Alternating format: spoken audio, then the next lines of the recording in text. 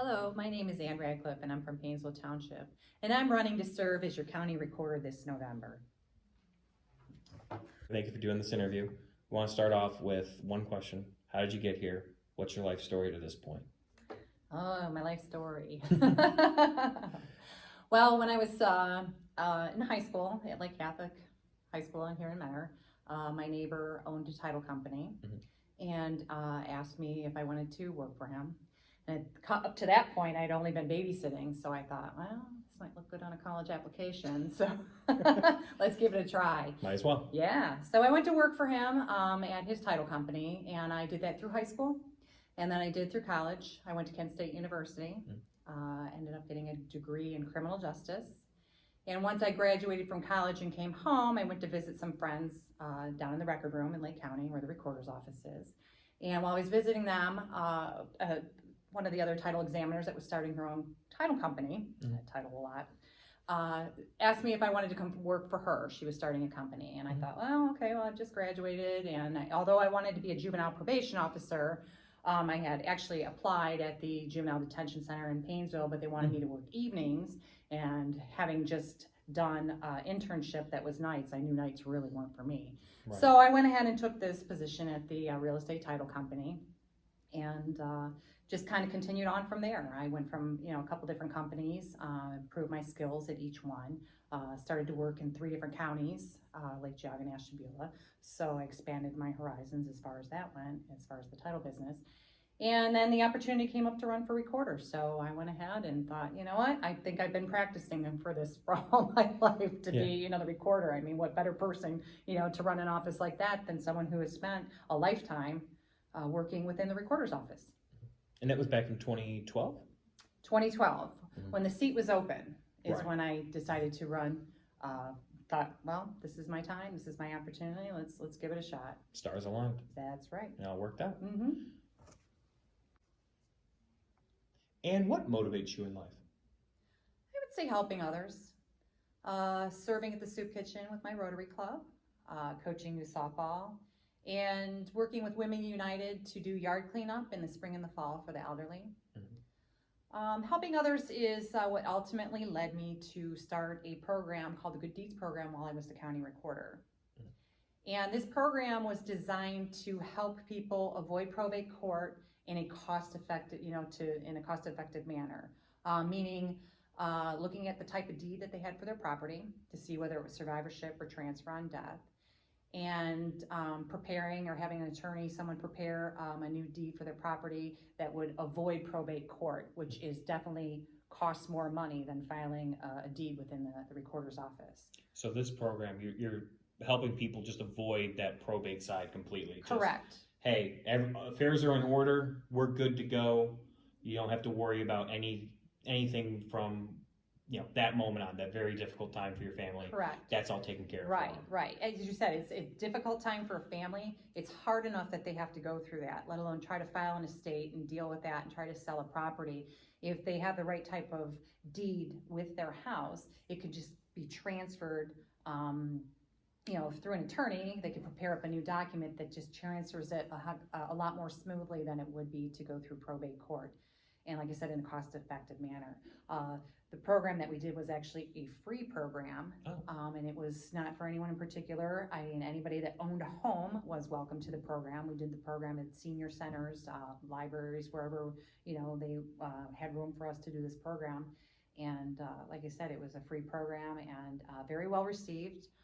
Many people just don't understand. They just don't understand that they think they have a title to their home and everything's okay. And then people say, well, I have a will to my house, so everything's taken care of. Everything's not taken care of with a will to your house. The will to your house just tells the probate court judge what to do, and it still has to go to probate. So making sure that you have the right deed for your property so that it can pass smoothly from family member to family member is definitely my way of trying to get back and helping others to say, hey, there is an easier way to do this. It's not something that I wasn't taught that in school.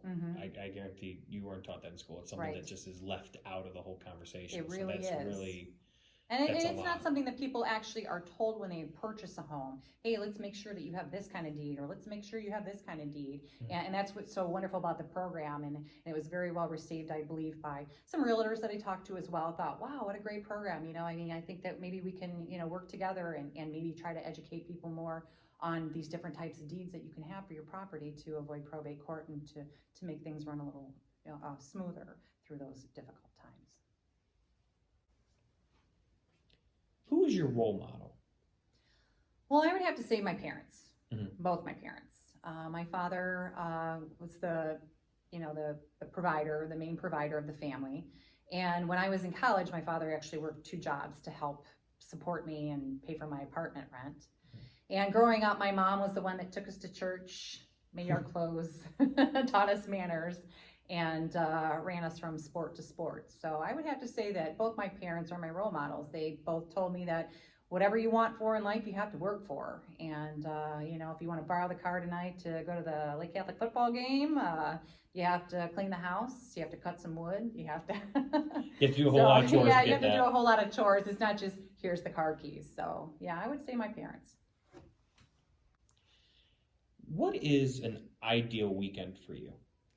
An ideal weekend for me is a beautiful Saturday and Sunday morning where I can get up and go take a nice long walk at the beach. Nice. Do you prefer dogs or cats? I actually prefer dogs, but I grew up with horses, so I am definitely a horse person. And who is your favorite Ohio sports team? The Cleveland Indians. Of course. The Cleveland Indians, because I've been playing softball since I was 7, and it is the one sport that I understand the most. What was the best phase in your life? I would say serving as county recorder. Mm-hmm. After 30 years of training, I finally felt like I was where I was supposed to be in life, doing what I love the most. And if a genie granted you 3 wishes right now, you can't take them and use them another time. Right. What are your 3 wishes? I would say health, happiness, and a vaccine. Now, what's something you would like every Lake County resident to know about you? Well, I would have to say that no matter what I do in life, whether it be work, playing softball, coaching softball, I always give my 100%. And I really believe that the 100% I give stems from childhood. When I was 12 years old, I was diagnosed with scoliosis.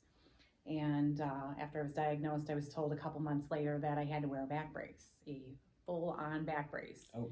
And it was a pretty scary time. Of course, you're just becoming a teenager. And they said I had to wear it 23 hours a day. And they said, if you don't wear this for 23 hours a day, for this, period of time, they hadn't actually given me how many years I have to wear it. They said, you'll have a rod in your back, you'll have surgery, or you could be hunchback. And at that time I thought, wow, that's pretty scary. I don't know if I can do this. And even as I was started wearing it, I thought, I can't do this. Well, I did. I wore it 23 hours a day, wore it to school, very uncomfortable, people staring, got through it. Classmates wonderful, thank God. St. Gabriel's and Lake Catholic, great classmates. And anyway, I ended up having to wear it for 4 years. It was 4 long years of wearing the back brace, but it was hard, and I made it through. And I thought to myself, if I can get through something like this at this teenage, going on almost 16 when I got it off time of my life, then I really can put, I could do anything, that I put my mind to. And I really do believe that, giving 100%, you can do what you set out to accomplish. Now, what's something you can't go a day without doing in terms of we're talking about accomplishments? Exercise. Okay. Exercise. Goes right Oh with yeah, it. I love to exercise. It's What's your preferred, go running? I mean, you mentioned you like going to the beach. Walk. Walk. Walking at the beach. That's Walking perfect. with a wonderful a great playlist. Mm-hmm. Just great to clear the mind. What's your favorite band right now? Ooh, I'm not sure I have a favorite band. Who's someone you're listening to right now? Oh geez, I honestly, for you young kids, I listen to everything from Post Malone to Green Day. Post Malone to Green Day, it's right in there. I really do. I think music just makes people happy, and I really do listen to everything. Perfect. And what accomplishments are you most proud of from your life? I would say the procedures and programs that were implemented in my 4 years as county recorder, such as e-recording, placing document images online, property fraud alert, the veteran ID cards, started issuing veteran ID cards, and the Good Teach program. Now, the veteran ID cards, it was you and a handful of other county recorders across the state. Can you talk a little bit about what your office did and their offices did to help out veterans? Sure. The state legislators had been talking for many, many years about doing this veteran ID cards for veterans who were not service connected, because the veterans that are service connected have a VA card and they can go to the different hospitals with this card. But veterans who are not service connected had to carry around a piece of paper, their DD-214, that says that they're a veteran. So if they were to go to Lowe's or Home Depot, they would have to carry the piece of paper. The county recorders in Ohio said, well, they filed the DD-214s in our office for safekeeping. It makes sense that maybe we issue, a veteran ID card. So we started doing it, issuing the veteran ID cards, and the veterans would come in, file their DD-214. It's at no cost to file the DD-214 and get the card. And then they were able to use the little card instead of carrying around the piece of paper to go to these different places. Now, when I was doing it, I worked with the different chambers, the 3 chambers in Lake County, and asked them, if we do this, is there a list of businesses, restaurants or whatever that would give discounts with this card? And so they sent me a list. They updated it, every couple months they'd send me a new list and say we've added a few more. And it showed the % discount. So each veteran that came in and got the ID card was given this list of businesses in Lake County that would give them the discount with the card. It had to be helpful. It was very helpful, and they were very appreciative, and I was very glad that I could do that for them, to thank them for their service. And what is the best story of your life, your favorite memory? I can't really say that I have a best story or a best memory. I honestly do not spend too much time looking back, because I spend so much time looking towards the future. What is one thing that bothers you most about the world today?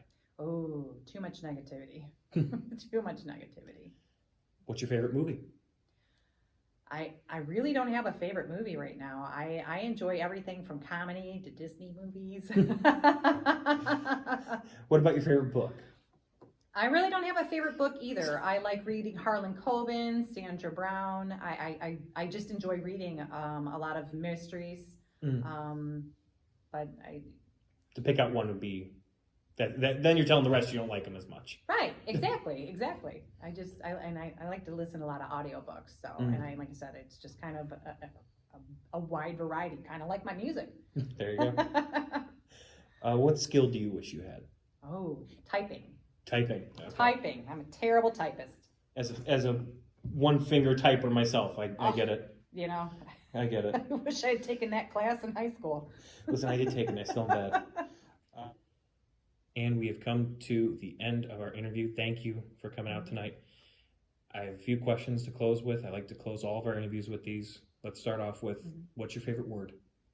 Love. And what's your least favorite word? Hate. What is the sound or noise that you love? I love the sound of the ocean. What's a sound or noise that you hate? I do not like hearing sirens from ambulances. It always makes you think something bad. What's an occupation you would like to try for a day? Nursing.